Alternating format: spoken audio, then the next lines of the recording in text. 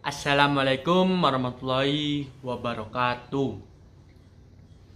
Perkenalkan, nama saya Dafati Raffi Zihni, absen 10 dari kelas 11 IPA 2. Kali ini saya berkesempatan membahas tentang integrasi bangsa atau integrasi nasional.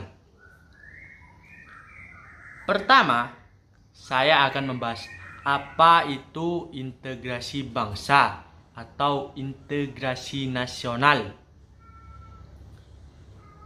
Integrasi nasional sendiri merupakan usaha serta proses mempersatukan perbedaan-perbedaan yang terdapat pada suatu negara hingga tercipta keserasian serta keselarasan secara nasional.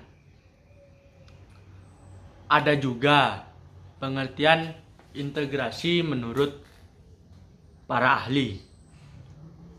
Yang pertama, menurut Dr. Nazaruddin Syamsuddin, integrasi nasional adalah proses penyatuan sebuah bangsa yang meliputi seluruh aspek kehidupannya, yakni aspek politik, sosial, ekonomi, serta aspek budaya.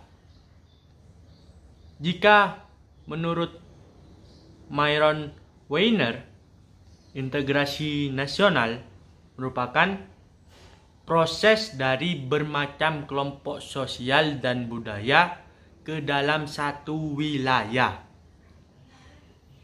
dalam membentuk identitas nasional. Dan masih banyak lagi pengertian dari banyak ahli lainnya.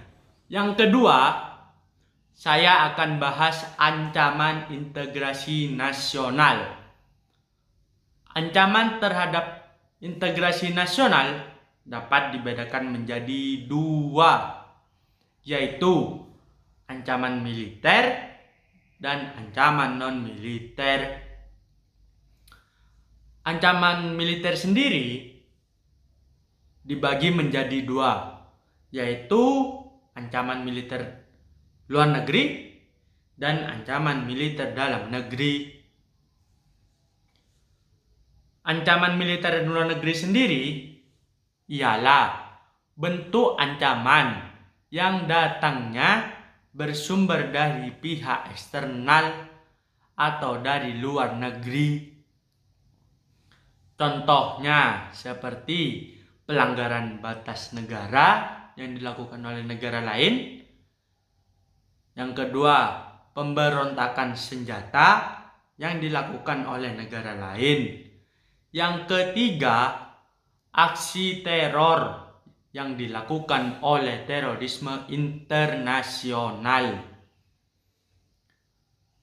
Ancaman militer dalam negeri adalah bentuk ancaman yang datangnya bersumber dari pihak internal atau dari dalam negeri. Contohnya seperti yang pertama, disintegrasi bangsa melalui macam-macam gerakan separatis berdasarkan sebuah sentimen, kesukaan atau pemberontakan akibat ketidakpuasan suatu daerah terhadap kebijakan pemerintahan pusat. Yang kedua, keresahan sosial akibat ketimpangan kebijakan ekonomi dan pelanggaran hak asasi manusia yang pada gilirannya dapat mengakibatkan suatu kerusuhan massal. Yang ketiga, upaya penggantian ideologi Pancasila dengan ideologi yang lain yang ekstrim atau tidak sesuai dengan kebiasaan dari masyarakat Indonesia. Yang keempat, makar dan penggulingan pemerintahan yang sah dan konstitusional. Ada juga bentuk ancaman militer. Bentuk-bentuk ancaman militer yang pertama, agresi. Agresi ialah ancaman militer yang menggunakan kekuatan bersenjata oleh negara lain terhadap suatu negara. Hal tersebut dapat membahayakan kedaulatan, keutuhan wilayah, dan keselamatan segenap bangsa tersebut. Yang kedua, invasi. Invasi yaitu suatu serangan yang dilakukan oleh kekuatan bersenjata dari negara lain terhadap wilayah NKRI. Yang ketiga, bombardemen. Bombardemen adalah suatu penggunaan senjata yang dilakukan oleh angkatan bersenjata dari negara lain terhadap NKRI. Yang keempat, blokade. Blokade ialah kegiatan penghambatan yang biasanya dilakukan di daerah pelabuhan atau pantai atau wilayah udara NKRI oleh angkatan bersenjata negara lain. Yang kelima, spionase. Spionase sendiri ialah ancaman militer yang dilakukan oleh negara lain terhadap suatu negara yang kegiatannya berupa mata-mata. Hal tersebut bertujuan untuk mencari dan mendapatkan dokumen rahasia militer suatu negara. Yang keenam, sabotase. Sabotase ialah ancaman militer yang dilakukan oleh suatu negara dengan tujuan untuk merusak instalasi militer dan objek vital nasional. Tentunya, sabotase dapat membahayakan keselamatan suatu bangsa. Yang ketujuh, perang saudara. Terjadinya perang saudara yang menggunakan senjata juga termasuk ancaman militer. Ancaman yang kedua yaitu ancaman integrasi non-militer. Ancaman integrasi non-militer ialah ancaman yang tidak menggunakan senjata, tetapi jika dibiarkan akan membahayakan kedaulatan negara, keutuhan wilayah suatu negara, dan keselamatan segenap bangsa.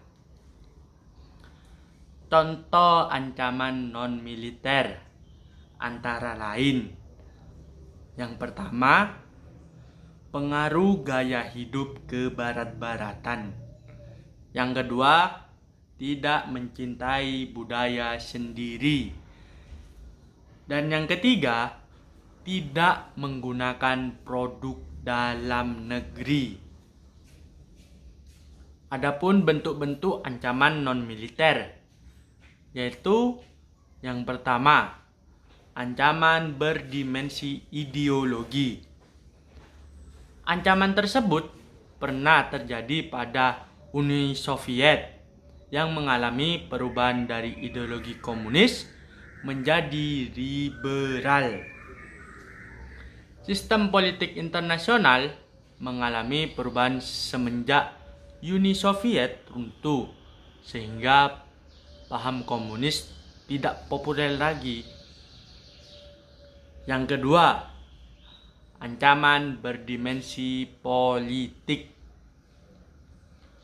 Politik merupakan instrumen utama dalam menggerakkan perang.